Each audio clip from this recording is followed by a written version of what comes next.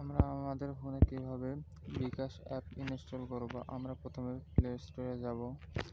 Play স্টোরে যাওয়ার পরে সার্চে সার্চ দেব। সার্চ বারে লিখব বিকাশ। বিকাশ আমার যেহেতু সার্চ দেওয়া ছিল, সার্চ আছে বিকাশে ক্লিক করব। বিকাশ অ্যাপ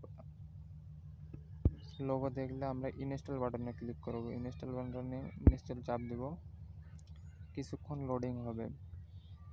লোডিং হওয়ার পরে আমাদের পাসওয়ার্ড এবং ফোন নাম্বার দিয়ে বিকাশ অ্যাপে লগ ইন করা লাগবে।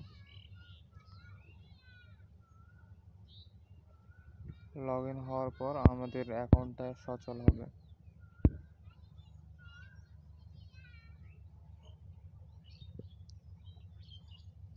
যে আমাদের বিকাশ অ্যাপটা ইনস্টল হচ্ছে।